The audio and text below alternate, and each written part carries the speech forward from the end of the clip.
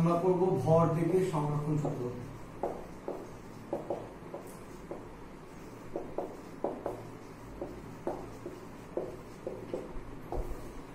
তো আজকের ক্লাসে আমরা ভরবেগের সংরক্ষণ সূত্র পড়ব।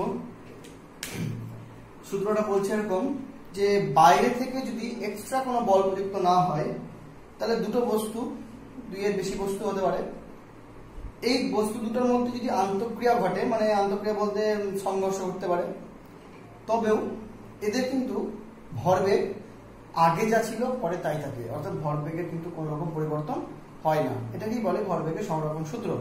মানে ভরবেগ কোনো একটা আন্তঃক্রিয়ার আগে এবং পরে সবসময় একই থাকে, পাল্টায় না। একটা এক্সাম্পল দিয়ে বোঝানো যেতে পারে খুব সহজে। মনে করো এটা একটা বস্তু, এটা আরেকটা বস্তু। এবার বস্তুটা যদি সলিড হয়, ঠিক আছে, তাহলে মনে করো এই বস্তুটা m ভরের বা m1 ভরের, এটা m2 ভরের, এ মনে করো u বেগে u1 বেগে ছুটছিল আর এ u2 বেগে ছুটছিল। ওকে, এবার যদি u1 u2 থেকে বেশি হয় তাহলে একটা সময় পর এদের দুজনের মধ্যে একটা সংঘর্ষ হবে, মানে একটা আন্তঃক্রিয়া ঘটবে। তারপরে কি হবে দেখা যাক। এবার যেহেতু বস্তু দুটো সলিড, অর্থাৎ মাসের কোনো পাল্টাবে না, কারণ ধাক্কা লাগার সাথে সাথে হয় এর যেহেতু পিছন থেকে ধাক্কা মারছে এবং এর স্পিড বেশি, এখানে এর স্পিডটা হয়তো বেড়ে যাবে এবং এর স্পিডটা কমে যেতে পারে। দেখা যাক কি হয়। সাপোজ ধাক্কা লেগে গেছে, ধাক্কা লাগার পর এই বস্তুটা, m2 বস্তুটা এখন v2 বেগ লাভ করেছে। কখন? ধাক্কা লাগার পর। অবভিয়াসলি m1 বস্তুটা v1 বেগ লাভ করেছে, সে কম হতে পারে বেশি হতে পারে। অবভিয়াসলি এই যেহেতু একে ধাক্কা মারছে, অর্থাৎ একটা বাড়বে একটা কমবে।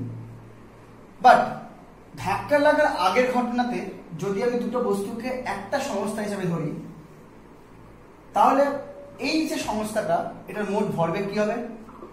এর ভরবেগ m1 u1, এর ভরবেগ m2 u2, তাহলে মোট ভরবেগ হলো m1 u1 plus m2 u2। বোঝা গেল? সিম্পলি ধাক্কা লাগার পর আর u1 u2 নেই, বাট m1 u2 সেম রয়েছে, মাসটা পাল্টায়নি, তবে ভরবেগ তো পাল্টে গেছে, বিকজ বেগগুলো পাল্টে গেছে। সো ধাক্কা লাগার পরে যদি না আরেকটা সংস্থা ধরি সম্পূর্ণ একটা, তাহলে এই সংস্থাটার ভরবেগ হবে m1 v1 plus m2 v2। ভরবেগের সংরক্ষণ সূত্র বলছে যে ধাক্কা লাগার আগে এই যে ভরবেগ আর ধাক্কা লাগার পরের এই যে ভরবেগ, এই দুটো সেম থাকে, অর্থাৎ m1 u1 plus m2 u2 is equal to m1 v1 plus m2 v2, that is ভরবেগের সংরক্ষণ সূত্র।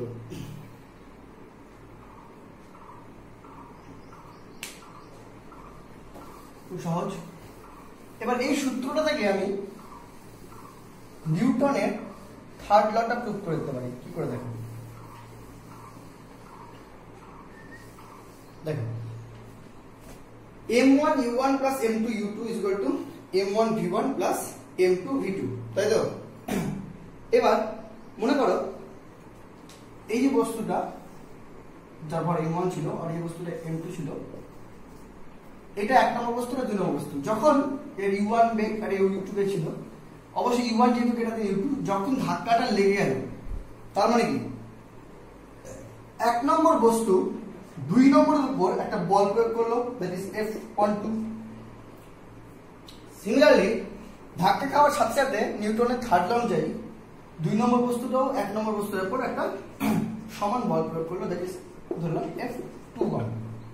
ওকে, এবার আমরা জানি m1 u1 plus m2 u2 is equal to m1 v1 plus m2 v2। আচ্ছা, আমরা একটা একটা করে করবো। আগে এটা করছি আমরা নিউটনের থার্ড ল থেকে ভরবেগের সংরক্ষণ সূত্র আনবো, পরেরটাতে আমরা ভরবেগের সংরক্ষণ সূত্র থেকে নিউটনের থার্ড ল আনবো। তো আগে ভরবেগের সংরক্ষণ সূত্রটাই আপনার নিউটনের থার্ড ল থেকে নিয়ে আসছি, ঠিক আছে? তো আমরা দেখলাম যে এক নম্বর বস্তুটা দুই নম্বর বস্তুকে ধাক্কা দিল F12 বলে। সিমিলারলি দুই নম্বর বস্তুটা তখন নিউটন থার্ড ল অনুযায়ী F21 বলে এক নম্বর বস্তুতে ধাক্কা দিল। এবার ল অনুযায়ী এই দুটো কি হয়, সমান হয় এবং বিপরীত হয়। অতএব F12 is equal to minus F21। ঠিক আছে, এইবার যদি আমি বোথ সাইডে টাইম গুণ করে দিই, যে টাইমটা লাগলো অবভিয়াসলি একই সমস্যা, অর্থাৎ টাইম দুটো সেম লাগবে। তো যদি টাইম টি ধরি তাহলে F12 into t is equal to লেখা যাবে minus F21 into t। এবার এই F12 into t এইটুকু যদি আমি একসাথে নিই তাহলে এটা বলতে পারি না এক নম্বর বস্তু দ্বারা দুই নম্বর উপর প্রযুক্ত বল ইনটু টাইম। তার মানে কি, বল ইনটু আবার টাইম মানে কি হয়ে যায়, বলের ঘাত। সো এই বলটা দুই নম্বর বস্তুর উপর ইনটু টাইম, তার মানে দুই নম্বর বস্তুর বলের ঘাত। আর বলের ঘাত মানে আমরা কি জানি, ভরবেগের পরিবর্তন। সো এটাকে আমি বলতে পারি না দ্বিতীয় বস্তুর ভরবেগের পরিবর্তন, দুই নম্বর বস্তু, খেয়াল থাকে না, তার মানে এটা গেল কি দ্বিতীয় বস্তুর ভরবেগের পরিবর্তন। সিমিলারলি এটা হয়ে গেল মাইনাস প্রথম বস্তুর 2 1 মানে একের উপর ভরবেগের পরিবর্তন। এবার দ্বিতীয় বস্তুর ভরবেগের পরিবর্তন মানে কি, দ্বিতীয় বস্তুর অন্তিম ভরবেগ মাইনাস দ্বিতীয় বস্তুর প্রাথমিক ভরবেগ। এবার দ্বিতীয় বস্তুর অন্তিম ভরবেগ কি হয়েছিল, ধাক্কা মারার পর u2টা v2 হয়ে গেছিল, তার মানে m2 v2। তাহলে ভরবেগের পরিবর্তন কত, m2 v2 minus m2 u2। দেখো বোঝা গেল কিনা। সেম প্রথমটার ক্ষেত্রে মাইনাস দিয়ে কি ছিল, m1 v1 থেকে হয়েছিল m1 v1। So m1 v1 minus m1 u1 হলো, that is equal two m2 v2 রাখলাম। এবং আমি যদি এটাকে এটাকে সব মাইনাস m2 u2 রাখলাম, এটাকে মাইনাস যদি উঠিয়ে দিই তাহলে minus m1 v1 plus m1 u1 বুঝছেন। সো এখান থেকে আমি বলতে পারি দেখো m2 v2 রাখলাম, এটা থেকে কিছু আসলাম, তাহলে plus m1 v1 is equal two ওটা থাকলো m1 u1 plus m2 u2। দেখো সেম আসলো m1 u1 plus m2 u2 is equal two m1 v1 plus m2 v2। অর্থাৎ আমরা ভরবেগের সংরক্ষণ সূত্রটা নিউটনের তৃতীয় সূত্র থেকে নিয়ে আনতে পারলাম। এবার আমরা ভরবেগের সংরক্ষণ সূত্র থেকে নিউটনের তৃতীয় সূত্র নিয়ে আসবো।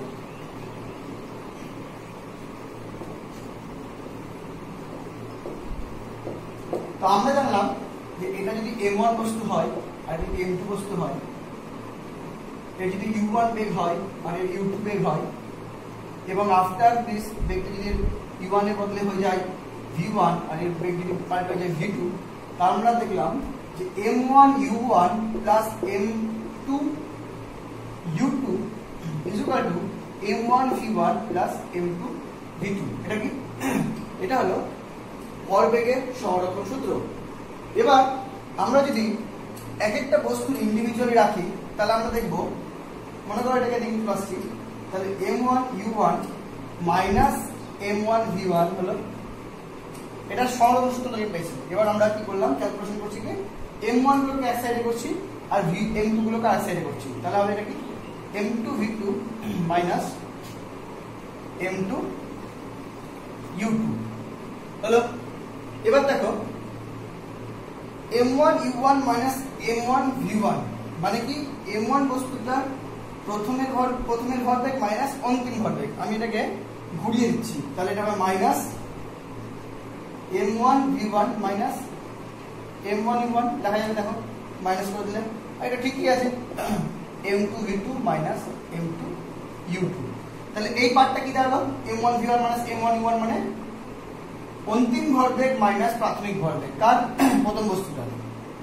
এটা কি দাঁড়ালো, অন্তিম ভরবেগ মাইনাস প্রাথমিক ভরবেগ কার, দ্বিতীয় বস্তুটা। বোথ সাইডে যদি আমি টাইম দিয়ে ভাগ করে দিই তাহলে কি দাঁড়াবে, এটা প্রথম বস্তুর ভরবেগের পরিবর্তন। প্রথম বস্তুর ভরবেগ কি দাঁড়ালো, দ্বিতীয় বস্তুর ভরবেগের পরিবর্তন। প্রথম বস্তুর ভরবেগের পরিবর্তন মানে দ্বিতীয় বস্তু দ্বারা প্রথম বস্তুর উপর ক্রিয়াশীল বল, that is F21 is equal to, এটা কি দাঁড়ালো, প্রথম বস্তুর উপর দ্বিতীয় বস্তুর উপর প্রথম বস্তু দ্বারা ক্রিয়াশীল বল, F12, therefore আমি কি পেয়ে গেলাম F12 is equal two minus F21। এটাই নিউটনের তৃতীয় সূত্র। তাহলে ভরবেগের সংরক্ষণ সূত্র থেকে আমরা নিউটনের তৃতীয় সূত্র প্রমাণ করলাম। দেখো বোঝা গেল কিনা।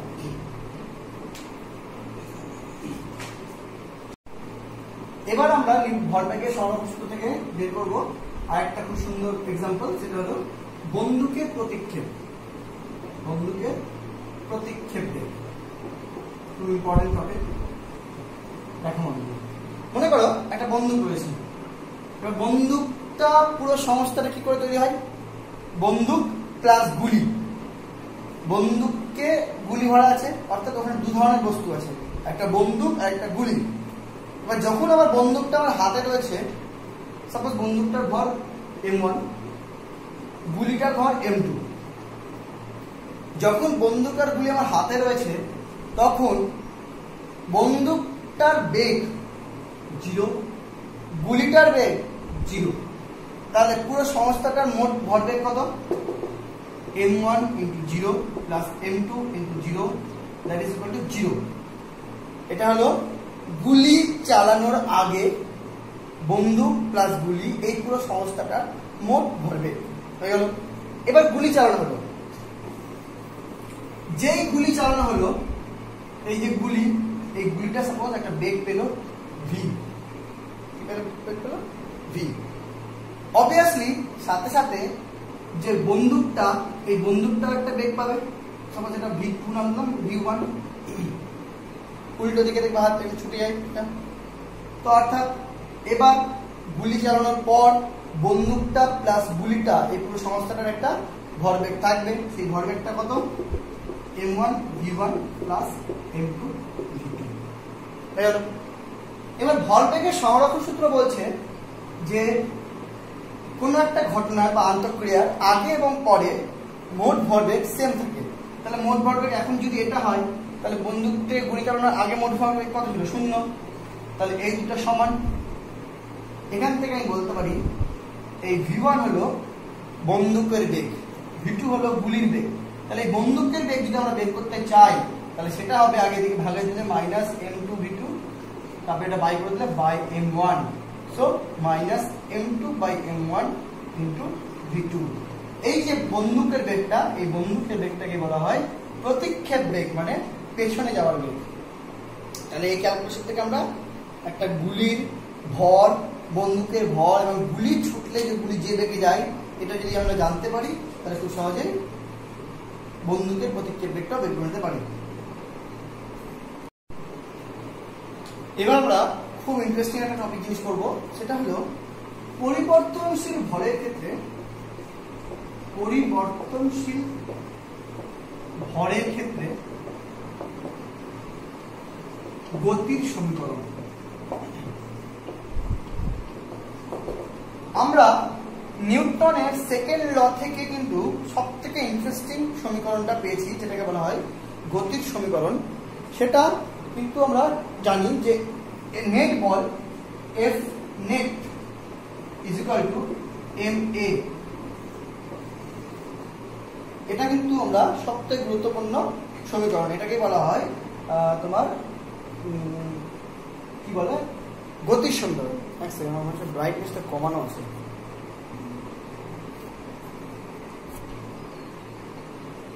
এটাকে বলা হয় গতির সমীকরণ।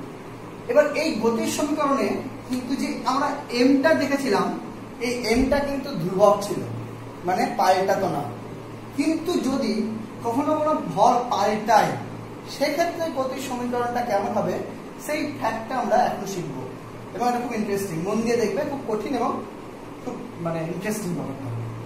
ব্যাপারটা কেমন, ব্যাপারটা হলো মনে করো এটা একটা বস্তু, ওকে, যার ভর সাপোজ m, কোনো সমস্যা নেই, এবং সাপোজ এ একটা বেগে চলছিল, সাপোজ v বেগে চলছিল, কোনো ব্যাপার না।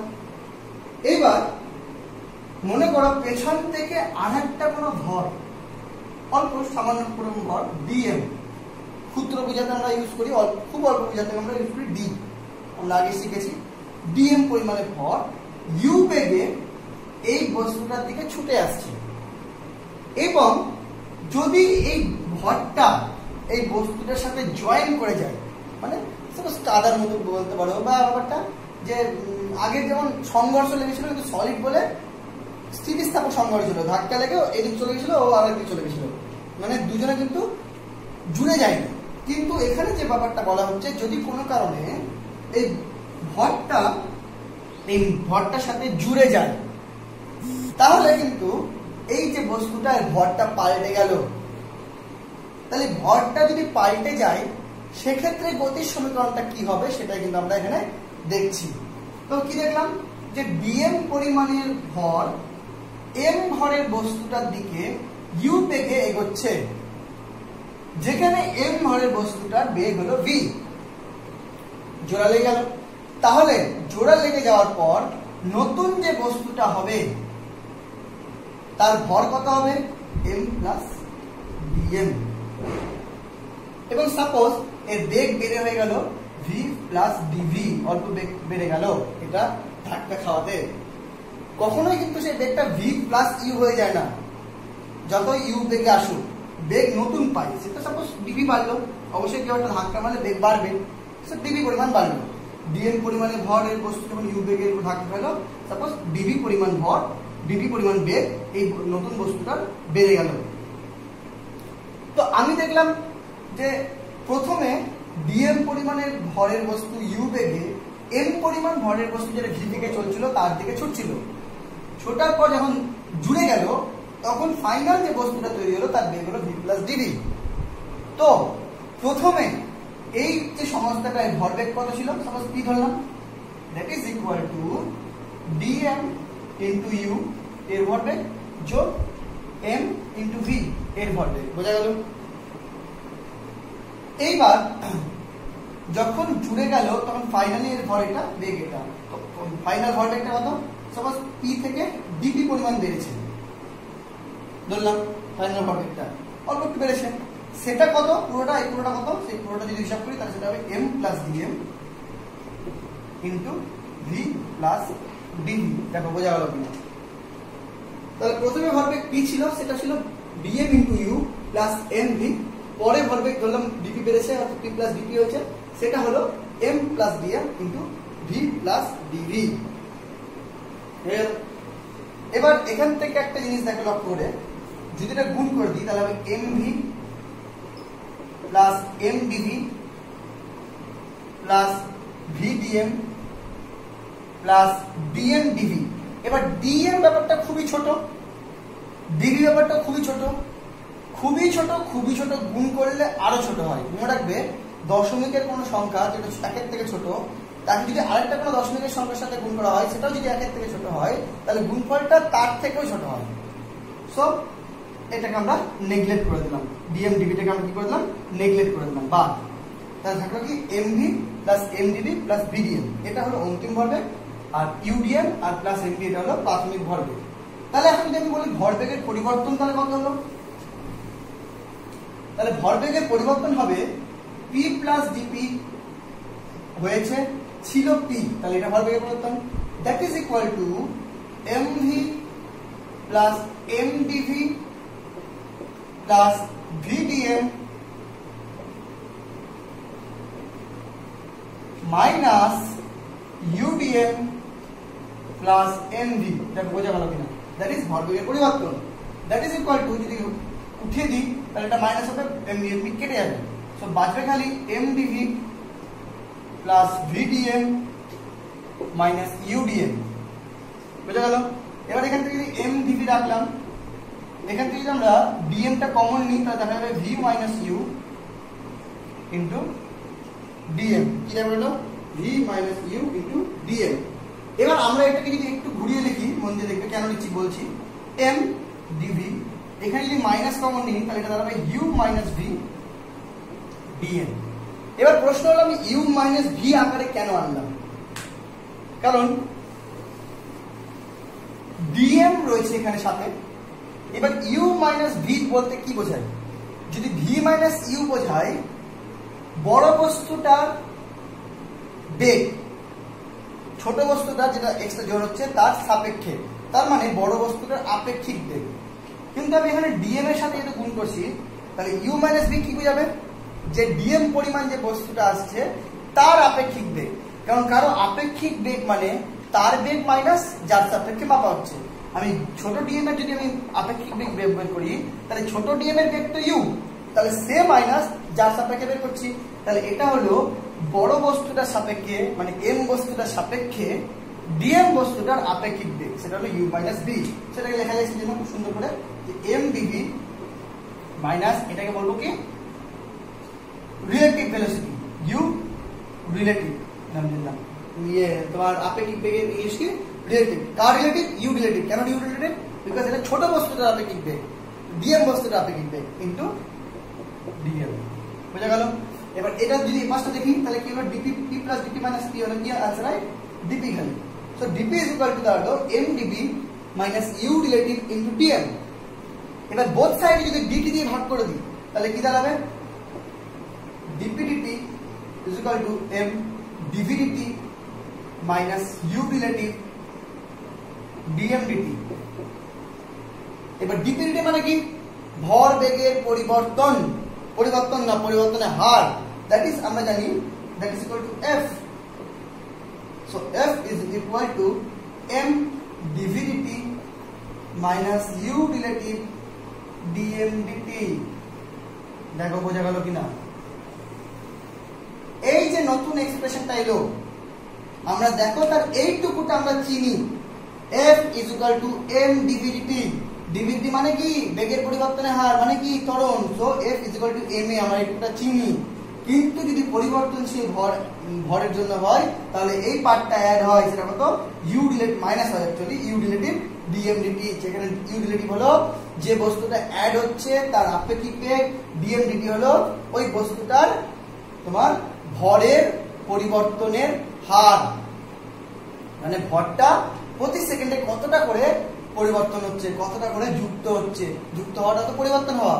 সো এটা হলো একটা নতুন টপিক শিখলাম আমরা যে পরিবর্তনশীল ভরের জন্য কি রিলেশন হয়। এবার যেখানে এফটা কি, এফটা হলো বাহ্যিক নেট বল। এবার একটা এক্সাম্পল যদি দিই আমরা দেখলাম, সো এটা ছিল নরমাল। এবার এটা হলো F is equal to M DV DT. আচ্ছা নরমালটা কিন্তু লেখাটাই হবে করণ বিদ্যার সাথে F is equal to M DV DT মাথায় রাখবে। আচ্ছা তো আমরা দেখলাম F is equal to M DV DT minus U relative DM DT. এইটা হলো তোমার পরিবর্তনশীল ভরের জন্য গতির সমীকরণ। এটা আমরা শিখলাম কেন? এটা সবথেকে বড় এক্সাম্পল হলো রকেট। কেমন? আমরা জানি রকেটের মধ্যে কিন্তু জ্বালানি থাকে। এবার জ্বালানিগুলো প্রতি মুহূর্তে কিন্তু রকেট থেকে বেরিয়ে যাচ্ছে ধোঁয়া আকারে। তার মানে কি রকেটের ভর কমছে, এবং তার মানে কি রকেট এখানে ভর পাল্টাচ্ছে, মানে তার উপর বল কিন্তু নর্মাল নিউটনিয়ান যে বলটা সেটা কিন্তু কাজ করে না, সেটা কিন্তু পরিবর্তনশীল মানে ভরের জন্য যে এক্সপ্রেশনটা তৈরি হচ্ছে সেই এক্সপ্রেশনটা কাজ করে। খেয়াল থেকে যাবে। এবার প্রশ্ন হলো রকেটে কিন্তু কোনো বাহ্যিক বল প্রয়োগ করা হয় না, অটোমেটিক ও কিন্তু যেহেতু ইয়ে থেকে মানে ওই ধোঁয়াটা যখন বেরায় তখন কিন্তু অটোমেটিক ও ওপর থেকে ওঠে ওই ভর বেগের সমানুপাতিক সূত্র অনুযায়ী। তো সেক্ষেত্রে কিন্তু বাহ্যিক বল থাকে না। তো অর্থাৎ আমাদের এখন কিন্তু কয়েকটা কেস জেনে নিতে হবে। সেখানে নাম্বার 1 কেসই হলো যদি বাহ্যিক বল না থাকে কোনো ক্ষেত্রে, তাহলে বাহ্যিক বল না থাকলে আমরা জানতাম আগে কোনো এক্সপ্রেশন হয় না, m dv dt equal to 0 হয়ে যায়, that is equal to 0, that is a equal to 0, কারণ m তো 0 হয় না, তার মানে ত্বরণ হয় না বাহ্যিক কোনো বল না থাকলে। কিন্তু পরিবর্তনশীল ভরের ক্ষেত্রে আমরা কিন্তু দেখব বাহ্যিক বল না থাকলেও ত্বরণ সৃষ্টি হয়। কেমন করে দেখে নাও, যদি f 0 হয় এক্সপ্রেশনটা কি দাঁড়ালো, 0 is equal to m dv dt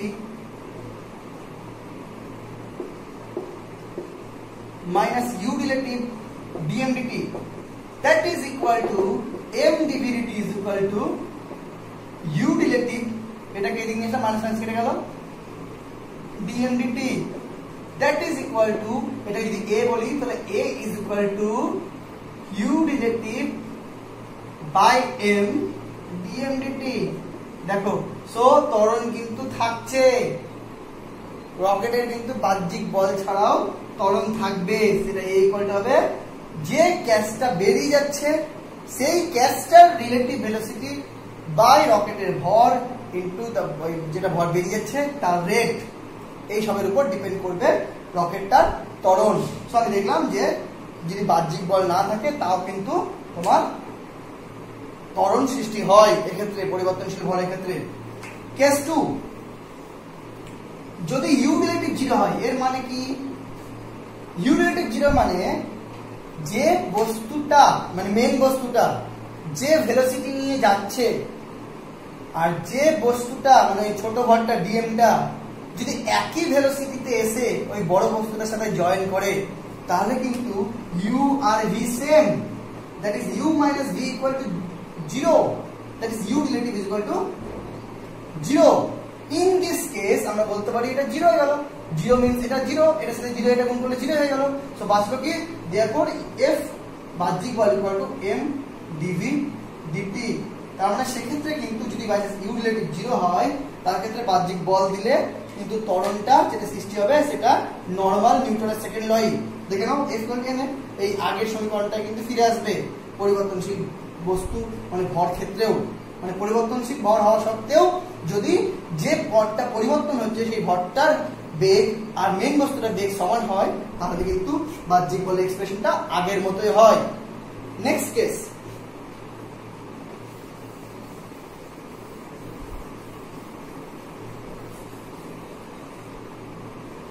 মনে করো এম এর তুলনায় ডিএম এর বেগই বেশি, মানে ইউ গ্রেটার দ্যান ভি যদি এটা হয়, আর যদি ডিএম ডিটি গ্রেটার দ্যান 0 হয়, মানে যে ভরটা বেরাচ্ছে সেটা যদি 1 এর বেশি হয় মানে 0 এর বেশি হয় তাহলে ইউ ভি এর থেকে বড় হতে গেলে এবং এটাও যদি বড় হতে গেলে এক্সপ্রেশনটা এটাই থাকে, F is equal to M DV DT minus U relative DM DT. দেখো বোঝা গেল কিনা? কারণ ইউ গ্রেটার দ্যান ভি মানে U minus V greater than 1, so U এটা পজিটিভ, আবার DM DT is greater than 0, that is এটাও positive, so এই দুটো পজিটিভ, সো এক্সপ্রেশন যা ছিল তাই থাকবে। আবার যদি by chance DM DT greater than 0 but V greater than U হয়, তার মানে কি যে বস্তুটা মেইন বস্তুটা বেগ যদি যে বস্তুটা জয়েন করছে তার থেকে বেশি হয় তাহলে কিন্তু দেখো এটা পজিটিভ বাট ইউ রিলেটিভটা কিন্তু সেক্ষেত্রে হয়ে গেল negative, so negative negative become positive, so expression become F is equal to M DV DT plus U relative DM DT. দেখো বোঝা গেল কিনা? আবার যদি ডিএম ডিটিটা লেস দেন 0 হয় আবার ইউ গ্রেটার দেন যদি ভি হয় সেক্ষেত্রে কিন্তু দেখো লেস দেন 0 মানে negative, U greater than V মানে এটা positive, positive negative negative, so negative negative positive, তখন কিন্তু এক্সপ্রেশন এটা হয়েছে। দেখো বোঝা যাচ্ছে কিনা? আবার যদি DM DT less than 0 but V greater than U, এক্ষেত্রে কিন্তু এটা negative, V greater than U মানে এটাও নেগেটিভ, নেগেটিভ নেগেটিভ পজিটিভ, সেই পজিটিভ নেগেটিভ নেগেটিভ, সো এই এক্সপ্রেশনটা কিন্তু এটাই থাকে। এই কেসগুলো কিন্তু ভালো মতো বুঝবে, না বুঝতে পারলে কমেন্ট করবে। তাহলে এই আমরা শিখলাম পরিবর্তনশীল ভরের ক্ষেত্রে গতির সমীকরণ কেমন হয়, যেটা সবথেকে বড় এক্সাম্পল হলো রকেট। রকেটে বুঝতেই পারছো তাহলে রকেটে কি হয়, তোমার যে মানে ভরটা বেরিয়ে যায় তার ফলে ওর মধ্যে তোমার গতির ত্বরণের সৃষ্টি হয়। সেই ত্বরণটা কত, সেই ত্বরণটা আমরা দেখলাম এই মানে তোমার মেন সমীকরণটা কি ছিল, F equal to M DV DT minus U relative DM DT. রকেটের ক্ষেত্রে বাহ্যিক বল থাকে না, শূন্য, সো এখান থেকে আমরা দেখেছিলাম M DV DT is equal to U relative DM DT, so A is equal to U relative by m into dm dt, that is রকেটের ত্বরণ। দেখো বোঝা গেল কিনা?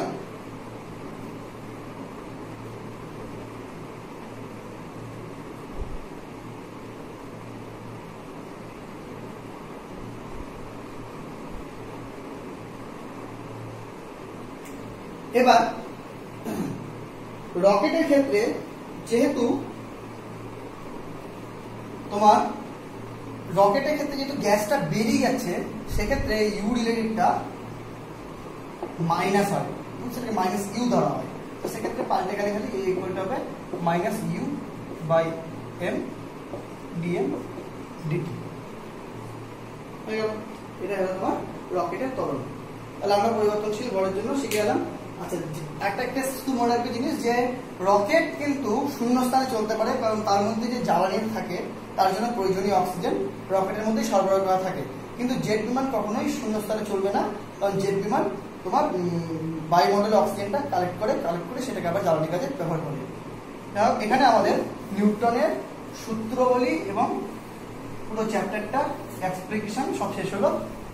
আমরা এরপরে প্রবলেমস গুলো করবো।